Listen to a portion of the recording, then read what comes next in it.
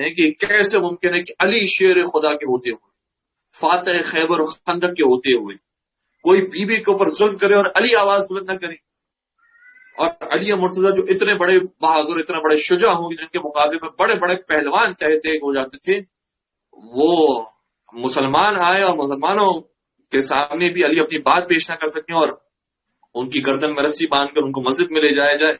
یہ علی مرتضیٰ کے بھی گستاخ ہیں، یہ فاطمہ زہرا کے بھی گستاخ ہیں، یہ اپنی طرف سے باتیں گھڑ کر بیان کرتے ہیں. اس طرح کی باتیں اور اس اعتراض کو بطور خاص ہائی لائٹ کیا جاتا ہے کہ جو علی آپ بھی مانتے ہیں کہ فاتح خیبر و خندق ہے، کیا ممکن ہے کہ بی بی کے اوپر ظلم ہو رہا ہو اور علی خاموش رہے؟ ایسے امکان ہے؟ میں ان تمام برادران سے عرض کروں گا کہ آپ نے صحیح فرمایا کہ علی مرتضیٰ کے لیے واقعی یہ برداشت کرنا بہت مشکل تھا، لیکن یہ برداشت کر گئے کیونکہ علی اور ہیں اور آپ اور میں اور ہیں، ہم اور ہیں، علی اور ہیں. ہم اپنے آپ کو بچانا چاہتے ہیں، ہم اپنی زوجہ کو بچانا جانتے ہیں، ہم اپنے گھر کو بچانا جانتے ہیں، اور ہم اپنے جو ذاتی چیزیں ہوتی ہیں اس کی حفاظت چاہتے ہیں. لیکن علی مرتضیٰ وہ ہیں کہ جو اپنی ذات سے زیادہ اپنے دین کی حفاظت چاہتے ہیں، وہ اپنی ذات سے زیادہ مسلمانوں کی ہدایت چاہتے ہیں، وہ اپنی ذات سے زیادہ دین الہی کی حفاظت اور اس کو بچانا چاہتے ہیں. اس لیے علی اور آپ اور میں اور ہیں. زوجہ تو کیا برداشت کریں گے؟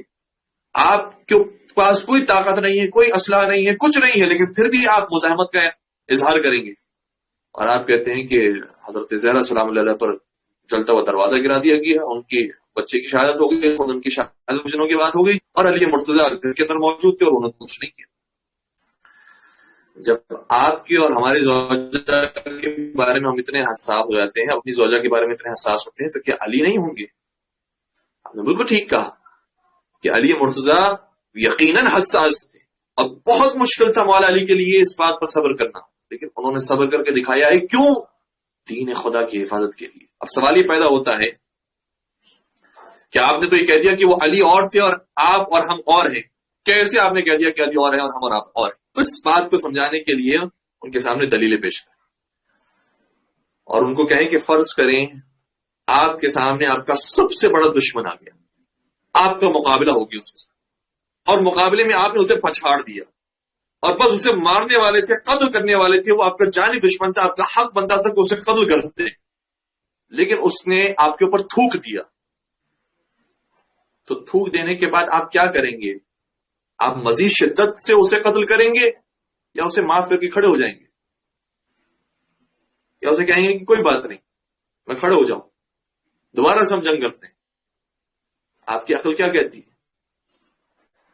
آپ یہ کہیں گے کہ جو آپ کا جانی دشمن ہے، اتنا بڑا پہلوان ہے جس کا چرچا ہے ہر جگہ پر، اور آپ نے اسے پچھاڑ دیا، مارنے کے بالکل قریب پہنچ گیا، اسے تھوک دیا، تو تھوکنے کے بعد تو آپ کی شدت میں اور اضافہ ہو جائے گا، مار ڈالیں گے اسے. آپ کی عقل و منطق یہی کہتی ہے. لیکن دیکھیے جنگ خندق کے میدان میں علی عمرو بن عبدود کے سینے پر سوار ہوئے، اس سے تھوک دیا تو علی اس کے سینے سے اترا. بتائیے جھوٹی روایت ہے، یہ بھی شیعہ بکواس کرتے ہیں، یہ بھی شیعوں کی گھڑی ہوئی روایت ہے. یہ اس پر سب کا اتفاق ہے کہ علی اس کے تھوک کی وجہ سے اس کے سینے سے اتر آئے. اور کوئی تھوک کی وجہ سے کیا سینے سے اترتا ہے؟ وہ تو شدت سے مارتا ہے. لیکن نہیں، وہاں پر علی نے پیغام دیا میں اور ہوں، باقی اور ہیں.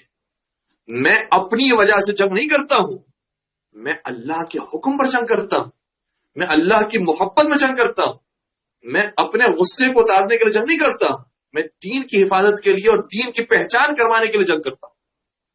اس لیے ایسے موقع پر علی مرتضیٰ اس کے سینے سے اتر جاتے ہیں. اللہ اکبر. بتائیے یہ پھر شیعوں کی بکواس ہوگی کہ نہیں؟ ہے یہ گھڑی ہوئی بات ہے. دوسرا موقع دیکھیے، اور ایک نہیں متعدد اس کے جوابات آپ یقین سوچیں گے اس موضوع پر تو کئی سارے اس کے اور جواب مل جائیں گے کہ علی اور ہیں اور ہم اور آپ اور ہیں. آپ نے بالکل صحیح کہا کہ اگر ہم ہوتے اور ہماری زوجہ پر حملہ ہوتا تو ہم برداشت نہیں کر سکتے تھے، لیکن علی اور ہے. ہمارے اوپر کوئی تھوک دے تو ہم برداشت نہیں کر سکتے، ہم تو اسے اور شدت سے مار ڈالیں، لیکن علی اتر گئے. دوسری مثال، ایک اور دشمن اور ایسی دشمن کے جس نے بہت سارے لوگوں کو جمع کیا علی کے خلاف، یہاں تک کہ جنگ برپا کر دی اور علی کی جان کے دشمن ہو گئے، اور بہت بڑی جنگ ہوئی جس کے اندر ہزاروں لوگ مارے گئے۔ موقع مولا علی کو مل گیا کہ وہ جیت گئے اس جنگ کے اندر، اور جو فتنے کی اصل بنیاد تھی اور جنگ کی اصل بنیاد تھی اس تک پہنچ گئے، اور اسے مار سکتے تھے لیکن اسے چھوڑ دیا، جو اصل بنیاد تھی جنگ کی، جو خود مولا علی کی دشمن تھی، اور پھر خود اس فتنے کو بپا کرنے والی تھی جس میں ہزاروں لوگ مارے گئے۔ مولا علی کے بھی لشکر کے افراد مارے گئے، اس کے لشکر کے بھی ہزاروں لوگ مارے گئے، اور پھر مولا اس تک پہنچ جاتے ہیں، اس قبضہ کر سکتے تھے، مار سکتے تھے، لیکن مولا نے کہا کہ اسے چھوڑ دو، اسے اپنے شہر جانے دو۔ مجھے حساب سے بتائیے کہ اگر آپ کے ہاتھوں میں ایسے کوئی فسادی آ جاتا تو اسے کم از کم اگر سولی پہ نہ بھی چڑھاتے، وہ کتنا ہی مقدس شخص کیوں نہ ہوتا، اسے سولی پر نہ چڑھا سکتے تو زندان میں تو ڈال دیتے، اسے قیدی تو بنا لیتے، اسے اسیر تو بنا لیتے، اور پرانے زمانے کی بات کی جائے تو جنگوں میں تو کنیز بنایا جاتا تھا، کنیز تو بنا لیتے۔ لیکن یہ علی مرتضیٰ ہے، جنگ جمل میں وہ عورت علی کے مقابلے پر آئی، بھرپور جنگ کرتے تھی، بھرپور طریقہ جنگ کر رہا تھا، لیکن مولا کائنات کو فتح یابی حاصل ہوئی، علی شیر خدا تھے، فتح یابی حاصل ہوئی، اور جب اصل جو جنگ کی جڑ تھی وہاں تک پہنچے تو بجائے یہ کہ اسے زندان میں ڈالتے، اسے سولی پر چڑھاتے، اسے کنیزی میں لیتے، اسے کہا کہ تم اپنے شہر چلے جاؤ، اور 40 تلوار زن کہ جو سب کے سب خواتین تھی ان کے ہمراہ انہیں مدینے تک پہنچایا۔ یہ کام کوئی اور کر سکتا تھا علی مرتضیٰ کے علاوہ؟ بتائیں، اب یہاں پر بھی شیعہ بکواس کرتے ہیں کہ علی نے اس طریقے سے کر دیا، ایسا ہو ہی نہیں سکتا۔ اگر ہم ہوتے تو وہاں پر کیا کرتے؟ وہاں پر اسے قتل کر دیتے۔ اگر ایک فرض کریں کوئی بھی ہمارا دشمن ہو اور اس طریقے سے وہ ہمارے مقابلے کو کھڑا ہو جائے، جنگ ہو جائے، ہم اس پر قبضہ بھی کر لیں تو اسے کم از کم اسے زندان میں ڈالا جاتا ہے، لیکن حضرت علی مرتضیٰ نے اسے مدینہ تک پہنچا دیا۔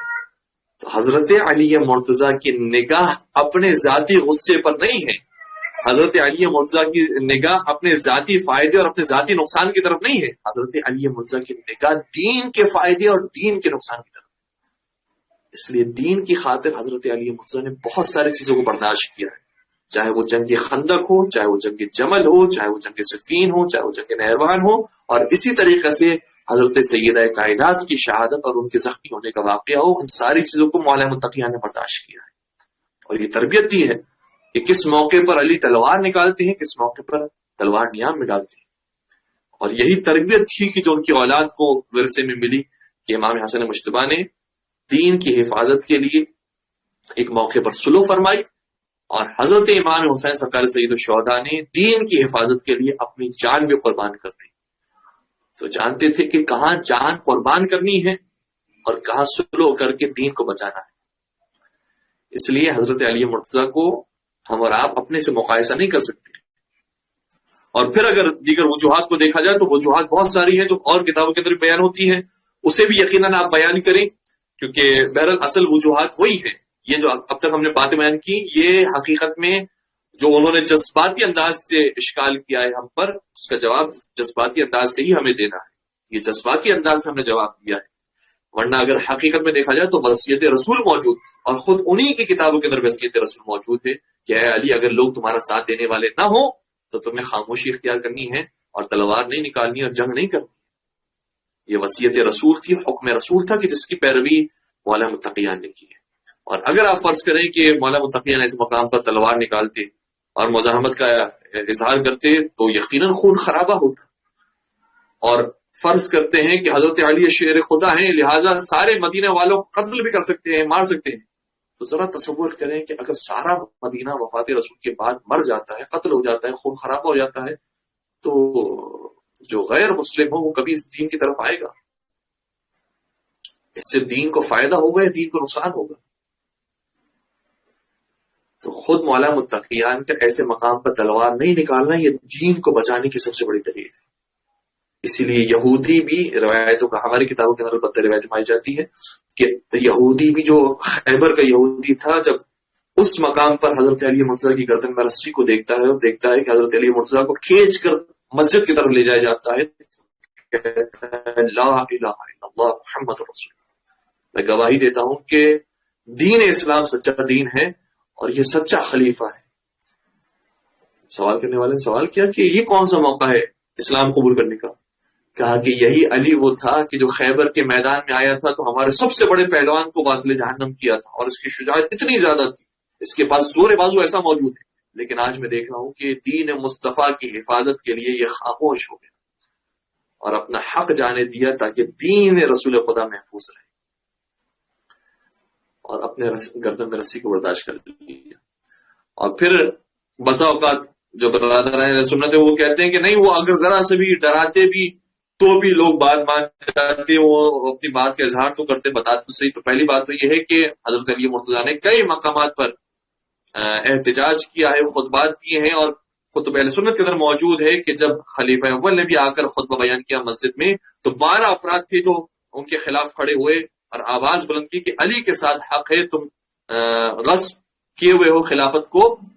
تو احتجاج کیا ہے، مکالمہ ہوا ہے، مناظرہ ہوا ہے، ساری گفتگو ہوئی ہے. لیکن جو یہ کہتے ہیں کہ اگر تلوار نکال لیتے تو وہ خود ڈر جاتے اور چلے جاتے تو علی شیر خدا تھے. تو سوال یہ ہے ان سے کہ اگر فرض کریں کہ علی تلوار نکالتے اور وہ نہیں ڈرتے تو پھر کیا علی اپنی تلوار کو نیام میں رکھ دیتے؟ یہاں اب مارنا چاہتے تو مار لو، اور اس طریقے سے اپنی شہادت بھی پیش کر دیتے، سید کائنات کی شہادت بھی پیش کر دیتے، اور پھر بالکل ہی دین یتیم ہو جاتا. یا پھر ایسے موقع پر تلوار نہیں نکالتے، تلوار نیام میں نہیں ڈالتے، بلکہ وہ جہاد کرتے، اور جب جہاد کرتے تو پھر وہی نتیجہ ہوتا جو ہم نے آپ سے پہلے کر دیا کہ مدینے میں پھر خوب خرابہ ہوتا، اور اس طرح سے لوگ دین اسلام کی طرف کبھی بھی گامزن نہیں ہو سکتے.